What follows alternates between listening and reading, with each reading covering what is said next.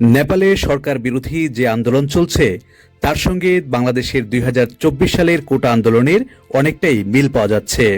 বিশ্লেষকরা বলছেন এই আন্দোলন কেপি শর্মার সরকারের পতন ডেকে আনতে পারে, যেমনটি হয়েছিল ঢাকায় শেখ হাসিনার সঙ্গে।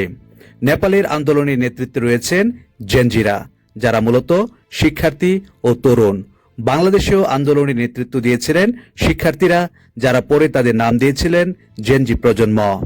বাংলাদেশে আন্দোলন শুরু হয়েছিল চাকরি ক্ষেত্রে কোটা বৈষম্য দূর করার জন্য। পরবর্তীতে অনিয়ম, দুর্নীতি সহ সরকারের অন্যান্য যেসব সমস্যা ছিল তা ঘিরে একটি ব্যাপক আকার পেয়েছিল সেই আন্দোলন। নেপালেও আন্দোলনটি শুরু হয়েছিল মূলত সোশ্যাল মিডিয়া বন্ধ করে দেওয়ার যে পদক্ষেপ সরকার নিয়েছে তার বিরোধিতা করে। এখন সেখানে জায়গা পাচ্ছে দুর্নীতির মতো অন্যান্য সমস্যাও। বাংলাদেশে শেখ হাসিনার সরকার শুরুতে আন্দোলনকে তেমন একটি গুরুত্ব দেয়নি এবং তাদের যে অবস্থান ছিল সেটি পরিবর্তন করতে দেখা যায়নি। নেপালেও একই ধরনের ইঙ্গিত দেখা যাচ্ছে।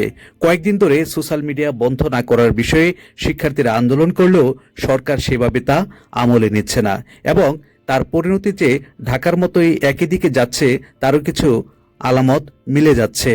ঢাকায় আওয়ামী লীগ সরকার শিক্ষার্থীদের দাবিকে আদালতের কোর্টে ঠেলে দিয়েছিল এবং আইনশৃঙ্খলা বাহিনী ব্যাপক বল প্রয়োগ করার ফলে একটি বিস্ফোরণ ঘটে যায়।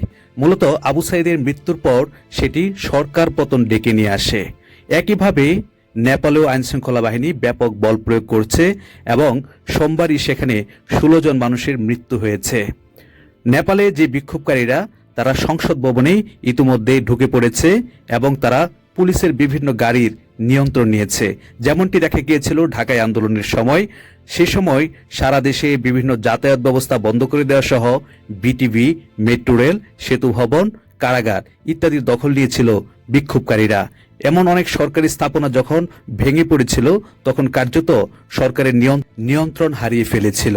নেপাল সরকারকে ঘরের আন্দোলনের পাশাপাশি আন্তর্জাতিক চাপও এখন সামলাতে হচ্ছে, কারণ ব্যাপক মৃত্যুর পর সব দিক থেকে চাপে পড়েছে কেপি শর্মার সরকার, যেমনটি ঘটেছিল শেখ হাসিনা সরকারের সঙ্গে। ফলে ঢাকার মতোই নেপাল এখন সেনা মোতায়েন করে কারফিউ জারি করে পরিস্থিতি সামলানোর চেষ্টা করছে। বিশ্লেষকরা বলছেন সরকার কতটা দক্ষতার সঙ্গে এই বিক্ষোভ সামাল দিতে পারবে তার উপরই নির্ভর করছে কেপি শর্মা সরকারের টিকে থাকার বিষয়টি।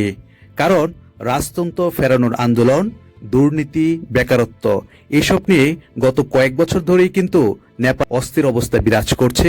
সরকারের বিরুদ্ধে জনগণের ক্ষোভ বাড়ছে। এই ক্ষোভ যে সরকারকে দুর্বল করে দিয়েছে সেটি আর বলার অপেক্ষা রাখে না। যখন সরকারের জনপ্রিয়তা কমে গেছে তখন এই ধরনের আন্দোলন সরকারের জন্য বড় ধরনের হুমকি হিসেবে দেখছেন বিশ্লেষকরা। এর সঙ্গে বিরোধী দলও এখন সুযোগে চাপ প্রয়োগ করছে সরকারের উপর। পরিস্থিতিকে অনেকটাই ঘোলাটে করে দিচ্ছে, যেমন পরিস্থিতির কারণে শেখ হাসিনাকে ক্ষমতা ছাড়তে হয়েছিল। নেপালের এই আন্দোলনের সূত্রপাত হয়েছে মূলত ফেসবুক, ইউটিউবের মতো প্ল্যাটফর্মগুলো সরকার যখন বন্ধ করে দিতে যাচ্ছিল তখনই শিক্ষার্থীরা ক্ষোভে ফেটে পড়ে।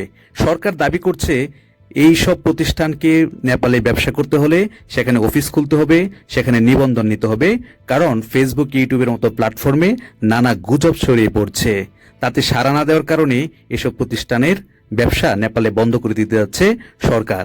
কিন্তু শিক্ষার্থীরা এর প্রতিবাদ করছে এবং তারা বলছে এসব মাধ্যমে সরকারের সমালোচনা থামাতেই সরকার এই ধরনের সিদ্ধান্ত নিচ্ছে এবং শিক্ষার্থীদের দাবি তারা শিক্ষা, ব্যবসা, অর্থনীতি, পর্যটন সহ নানান ক্ষেত্রে সোশ্যাল মিডিয়ার উপর নির্ভরশীল।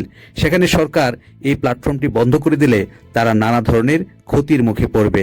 এখন দেখার বিষয় সরকার তার অবস্থান থেকে সরে এসে সিদ্ধান্ত বদলায় কিনা, নাকি ব্যাপক আন্দোলনের মুখে শেখ হাসিনা সরকারের মতোই পরিণতি কেপি শর্মা সরকারের সামনে অপেক্ষা করছে কিনা, তাই এখন দেখার বিষয়।